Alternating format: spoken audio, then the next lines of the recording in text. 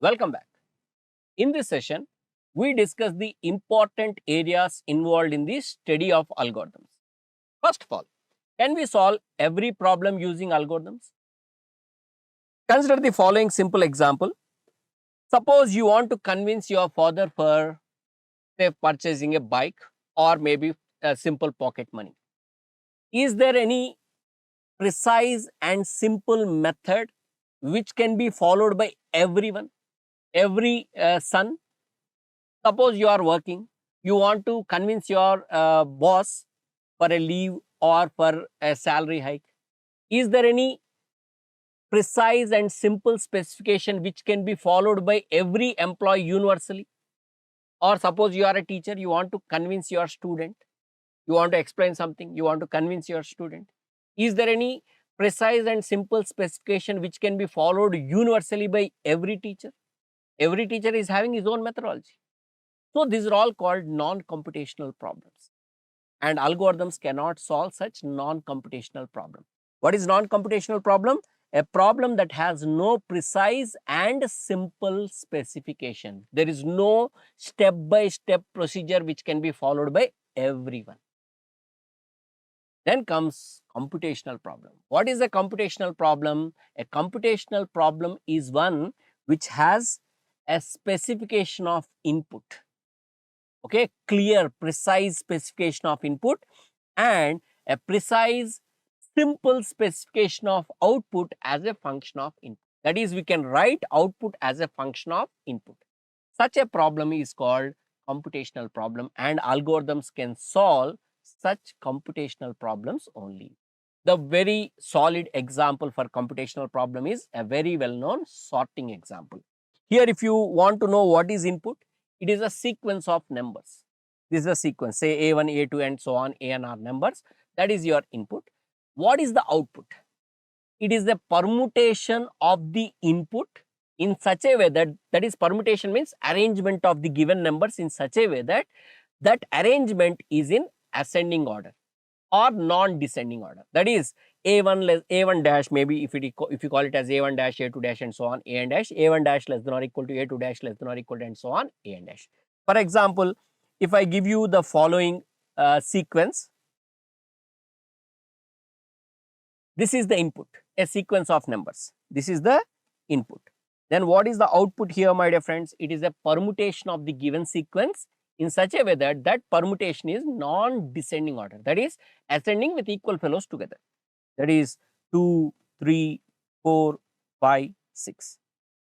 This is a permutation. And if you consider this particular permutation, it is following the following condition. That is 2 less than or equal to 3 less than or equal to 4 less than or equal to 5 less than or equal to.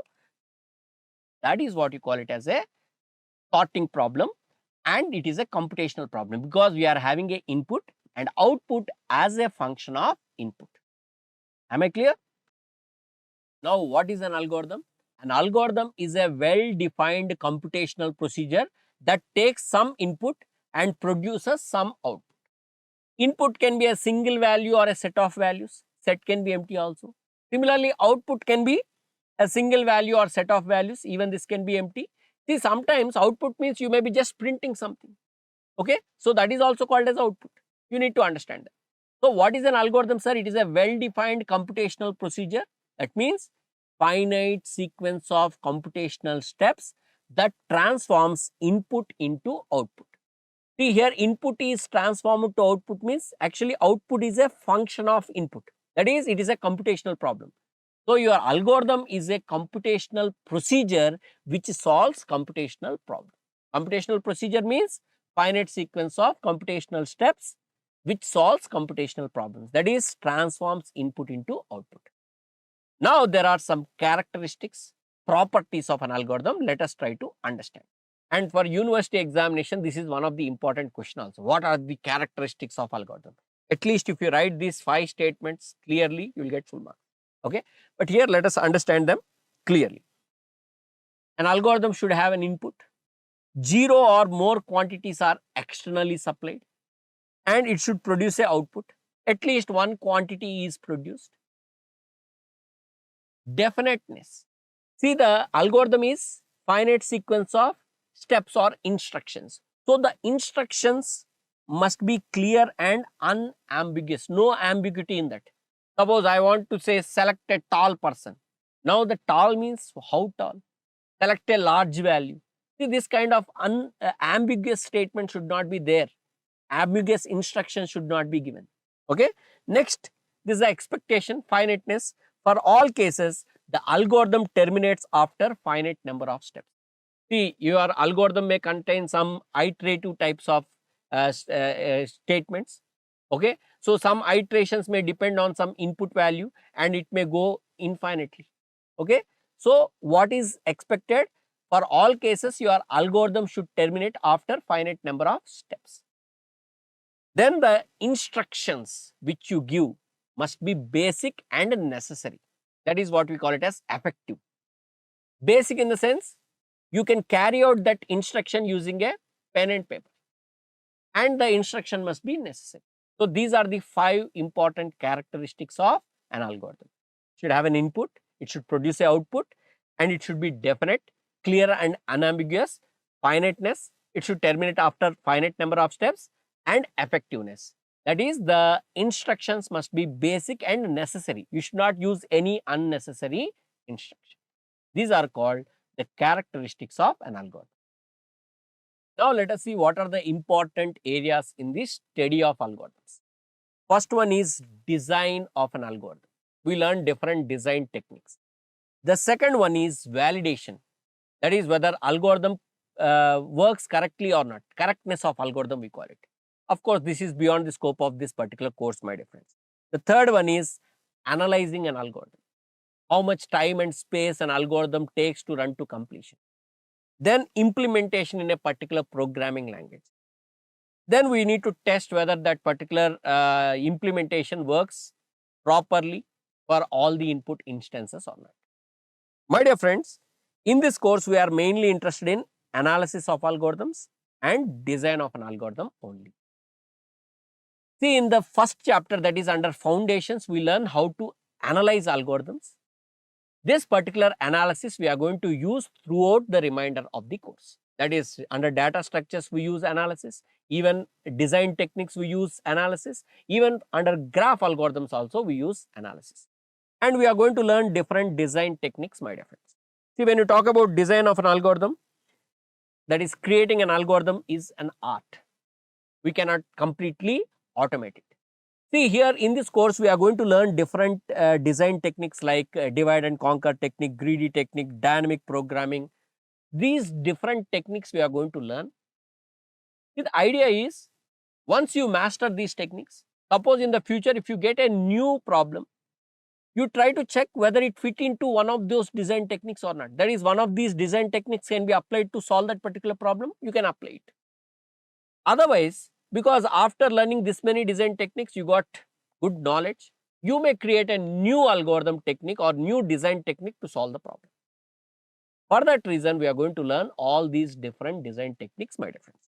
So, the design techniques often yield good algorithms and have proven to be very useful. That is one reason why we study these design techniques. Second one, by mastering these design strategies, it will become easier for you to devise new and useful algorithms. Because of that, we learn these different design techniques. Analysis of algorithm. Dear friend, as an algorithm is executed, it uses computer's CPU, that is processor, to perform operation. So, we call it as processing time or simply time. It requires time, and it uses computer's memory to hold the program and data. That is, it requires space. So, generally we call it as time complexity. That is, how much processing time required. Space complexity, how much memory is required for an algorithm to run to completion. Suppose I am having a problem. To solve this particular problem, I proposed an algorithm.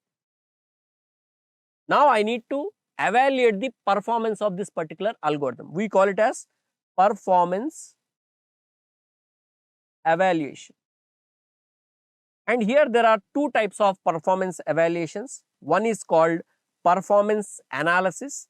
The other one is called performance measurement. I discuss again when I talk about time complexity. Here I will just give you in a simple nutshell. Okay. Performance analysis is estimation. It does not depend on any machine, sir. We just estimate the runtime and space complexity. Whereas performance measurement means we are going to execute the program on data sets and we are going to find the exact runtime and space requirement. So, it is a kind of exact values. Of course, exact value for a given data set. If I change the data set, again I get different time and different space complexity. Note that point. Here it is machine independent analysis. It is machine independent, whereas this is machine dependent analysis. Now the question is, we need to depend on the machine for our analysis, or what is better? The efficiency is better or the machine speed is better? Which one is better? Which one we need to depend on?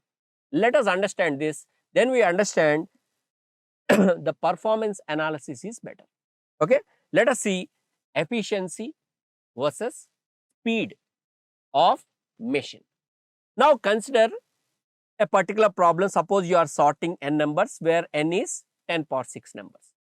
We are having two algorithms, algorithm A and algorithm B, for sorting this particular problem, and we are having two different machines. For algorithm A, I am having a machine which can perform 10 power 9 instructions per second, whereas algorithm B is executed on a machine, let us call it as M2, which can perform 10 power 7 instructions per second. That is, algorithm B is run on a slower machine, algorithm A is run on a faster machine. This is having more speed. A algorithm is run on a faster machine, B algorithm is run on a slower machine. Now let us see, for completion of algorithm A, we require n square instructions. Total n square instructions are needed for completion of algorithm A.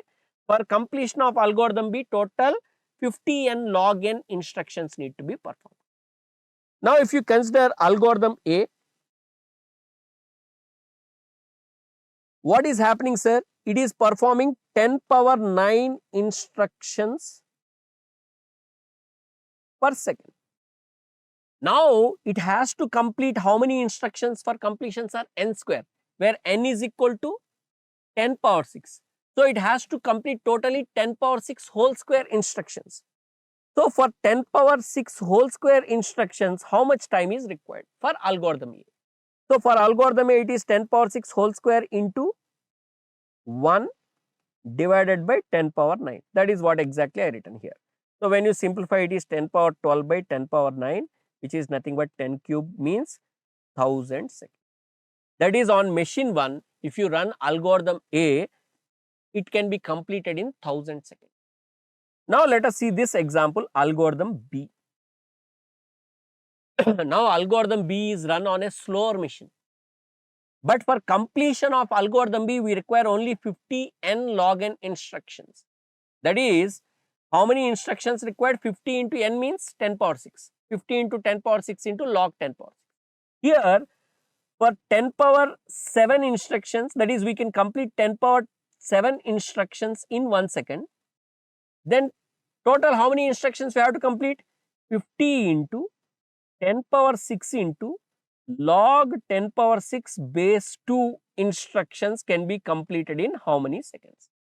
So if you calculate, it is 50 into 10 power 6 into log to the base 2 10 power 6 divided by 10 power 7.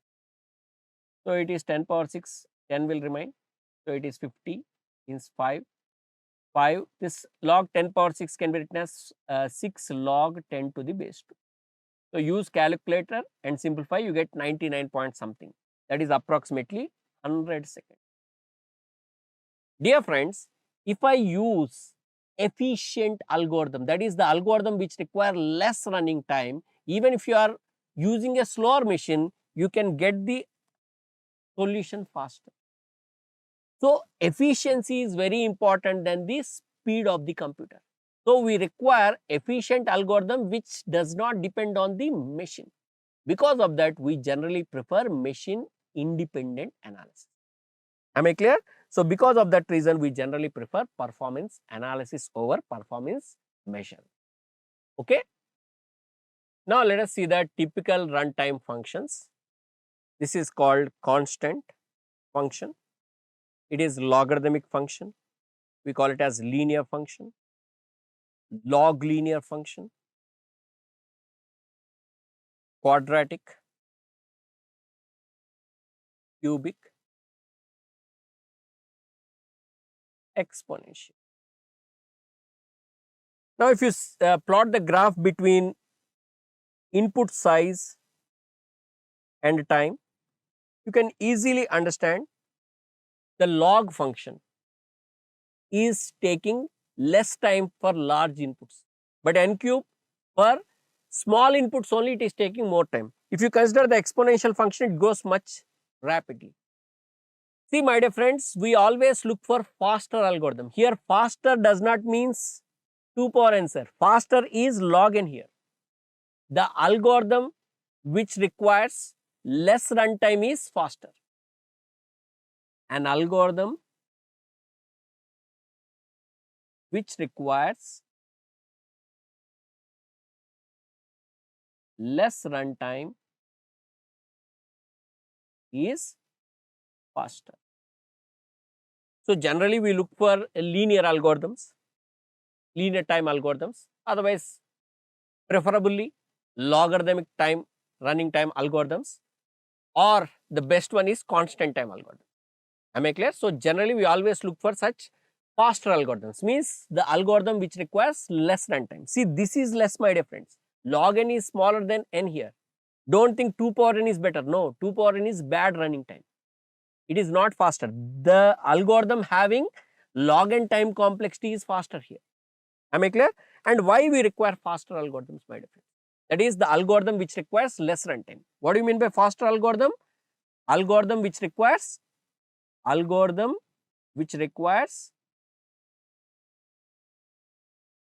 less running time. They are preferable. Why? Let us understand.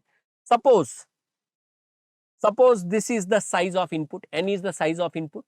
Now, suppose there are different algorithms for a particular problem. Suppose there is a problem, okay? We are having a problem, and for solving this problem, we propose different algorithms: algorithm 1, algorithm 2, algorithm 3, algorithm 4, algorithm 5, algorithm 6.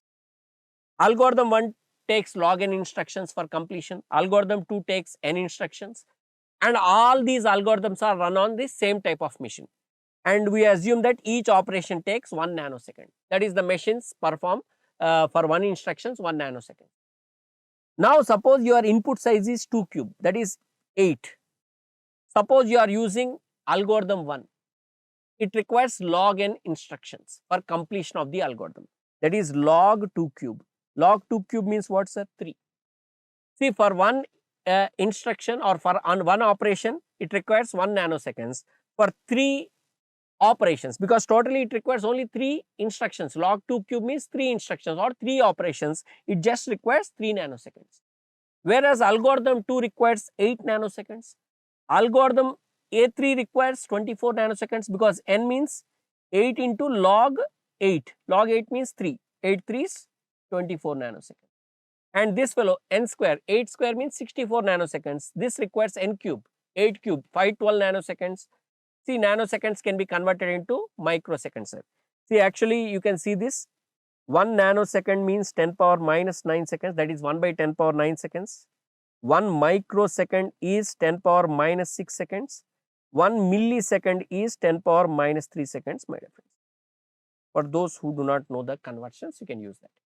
See, if you observe, log n is a faster algorithm, because to solve this problem, it just requires 3 nanoseconds. Whereas this A6 algorithm requires 256 nanoseconds. That is when the size of the algorithm is 8, or when the size of the input, not algorithm, when the size of input is 8, these are the running times. Suppose if I increase the size of the input, if I increase the size of the input to say 2 power 4, algorithm A1 requires 4 nanoseconds, not much variation, 3 to 4 it is increasing. But if you see algorithm 6, it requires 65536, that is 2 power 16 nanoseconds, whereas here it is 2 power 8 nanoseconds it is taking, whereas for size 16 it is requiring 2 power 16 nanoseconds. Now, suppose if I take let us say, one second, If I take input size 2 power 5, algorithm A1 just taking 5 nanoseconds, but if you see algorithm A6, it is taking 4.29 seconds. The size is just 32, input size is 32, and here there is no much variation for algorithm A1, but algorithm A6 you see 4.29 seconds. Now if I increase this size to 2.6, 2 power 6, not 2.6, 2 power 6, 32, then what happens? Algorithm A1 is taking just 6 nanoseconds, but if you consider this, it is taking 5.85 centuries.